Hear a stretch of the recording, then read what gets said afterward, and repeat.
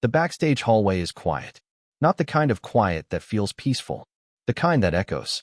A man stands alone under the dim stage lights, holding a microphone he hasn't touched in years. His jacket shines faintly under the light, gold sequins, worn with time. Once it sparkled under stadium lights. Now it smells like dust and memories. He slowly runs his hand across the sleeve.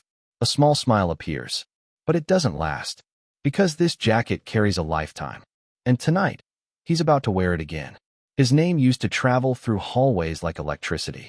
Kids would whisper, girls would scream, teachers would sigh, because everywhere he went, people knew one thing. In his little world, he was the king of pop years ago. The stage was his kingdom.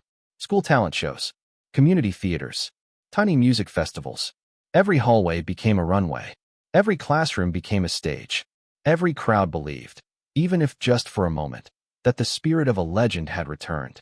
He studied every move, every spin, every step, the moonwalk, the snap, the tilt of the hat, the magic. To him, Michael Jackson wasn't just a singer. He was proof that being different could change the world. But life moves. Crowds fade, dreams age, and applause eventually stops. Now his mornings begin with something much quieter. A cup of coffee, a small kitchen table, and an empty chair across from him. The television flickers softly in the background. Some late-night talent show replay. A young performer glides across the stage. Perfect spins. Perfect rhythm. The crowd erupts. The man watches silently. His fingers tap against the table. His feet move slightly under the chair. His body remembers. Even when his life moved on, he whispers softly to himself. Funny how the body remembers, but the memory fades. Later that night, he opens an old shoebox. Inside are relics of a life that once felt bigger than the world. Ticket stubs, old photos, backstage passes, and one newspaper clipping. The headline reads, "Local performer brings the king of pop back to life." He laughs quietly, not because it's funny, because it hurts. He stands up, walks to the closet, and reaches for something he hasn't touched in years. The gold jacket. Dust covers the shoulders. The sequins are faded, but when he lifts it, it still shines. Just a little. He stares at it for a long moment, then whispers the words he hasn't said in years. "I was the king of pop in my little world." The next morning, he signs up for a talent show audition. Not because he believes he will win, not because he believes the world remembers him, but because somewhere deep inside him, the music never left. The stage manager calls his name. He steps into the light. The judges look confused. The audience whispers. A man walks onto the stage wearing a dusty gold jacket. He looks nervous, older than most contestants, but his eyes hold something powerful. Memory. One judge leans forward, shocked, squinting, then suddenly blurts out, "I'm choked, honestly. Michael Jackson, is that you?" The audience laughs softly, but the man just smiles. Then he raises the microphone. "Before I start, I just want to say something." The room becomes quiet. Michael Jackson wasn't just a singer to me. He was hope during some of the hardest moments of my life. When I felt invisible, when I felt different, when I felt like I didn't belong, his music reminded me that it was okay to be unique. The audience listens closely now. He taught the world that music isn't just sound. It's healing. It's unity. It's courage. His voice shakes slightly, but he keeps going. "I'm not here to replace him. No one ever could. I'm here because his art inspired me to believe in myself, to dream bigger, and to step onto a stage, even when I'm scared." The audience begins to clap softly. "And if tonight, I can make even one person feel the way his music made me feel," he pauses, takes a deep breath, "then this moment is worth everything." The crowd erupts. Cheers echo through the theater. One judge smiles and nods. "Good luck." The lights dim.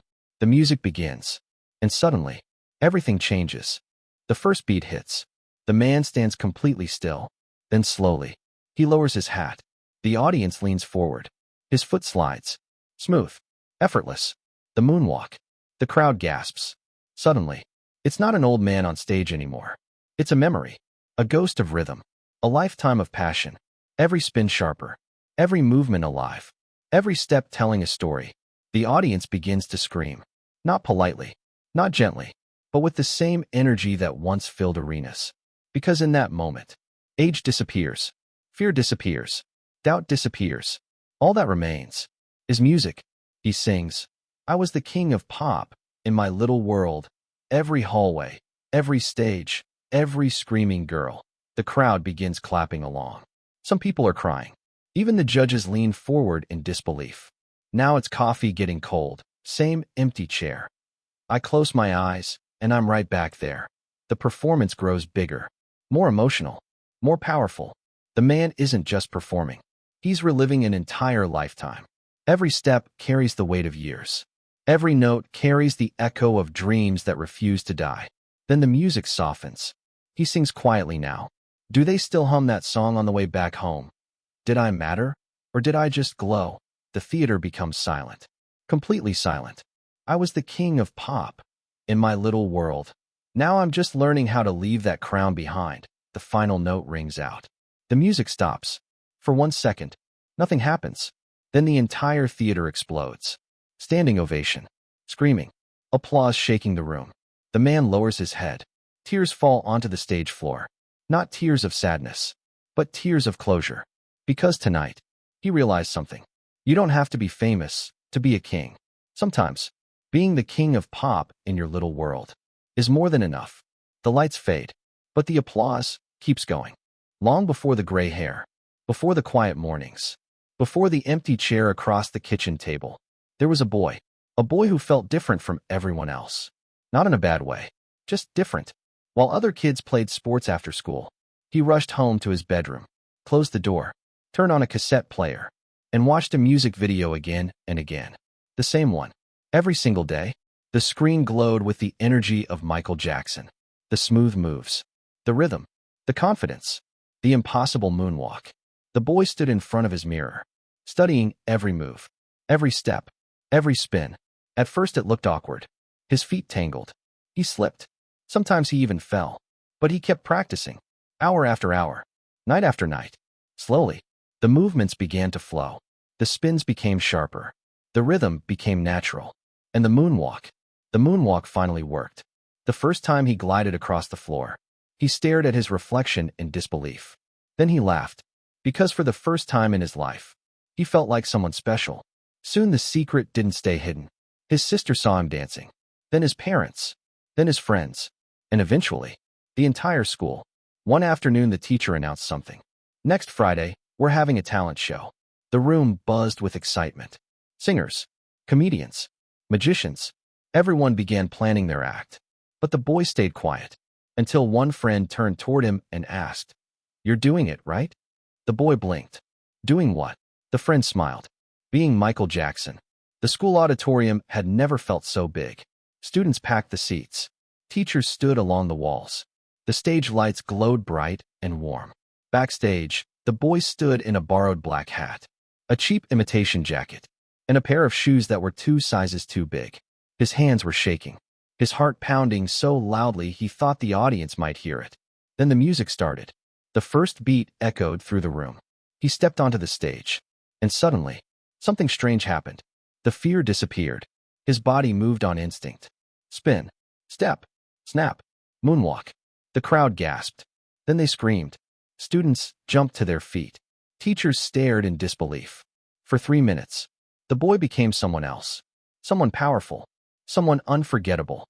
And when the music ended, the entire auditorium exploded in applause. That night, he walked home feeling taller than the buildings around him. Because for the first time, he believed something impossible. He believed he could be the king of pop, even if only in his little world. But childhood stages don't last forever. Years pass quickly. School ends. Friends move away. Dreams begin to compete with reality. The boy grew older. The performances became less frequent. Then they stopped completely. Jobs replaced rehearsals.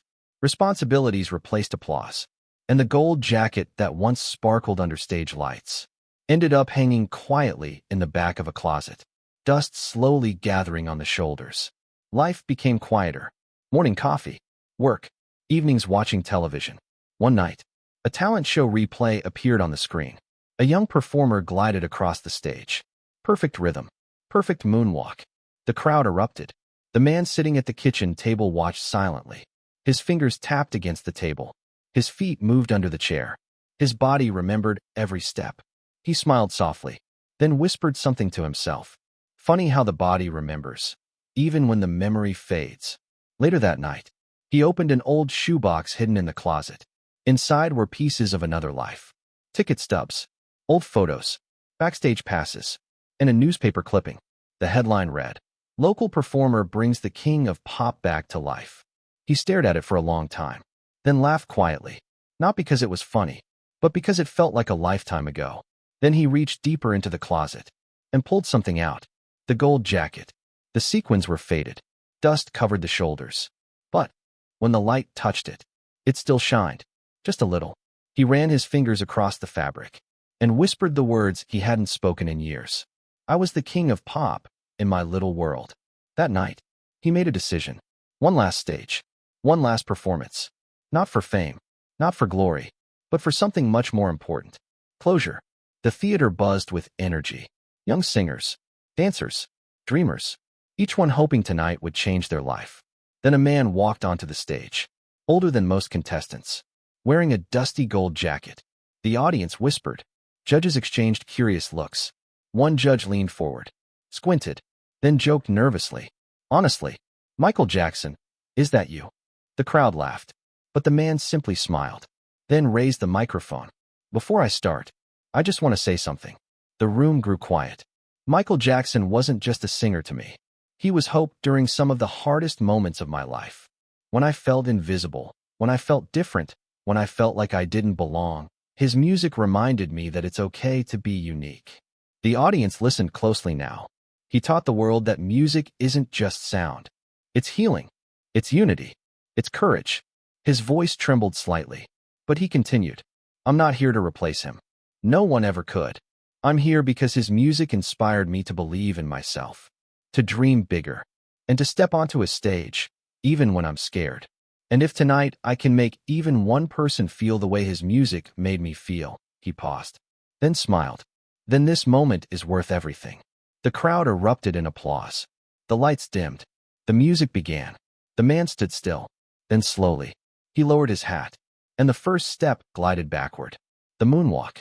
The audience gasped. Age disappeared. Fear disappeared. All that remained was rhythm. He sang softly. "I was the king of pop in my little world."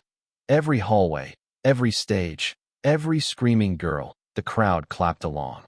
Judges stared in disbelief. Some people wiped tears from their eyes. Because this wasn't just a performance. It was a lifetime unfolding on stage. The final note echoed through the theater. Then silence. 1 second passed. 2 seconds. Then the entire crowd exploded. Standing ovation. Cheers. Applause shaking the room. The man lowered his head. Tears fell onto the stage. Not tears of sadness, but of peace. Because tonight, he remembered something important. You don't need fame to be a king. Sometimes, being the king of pop in your little world is more than enough.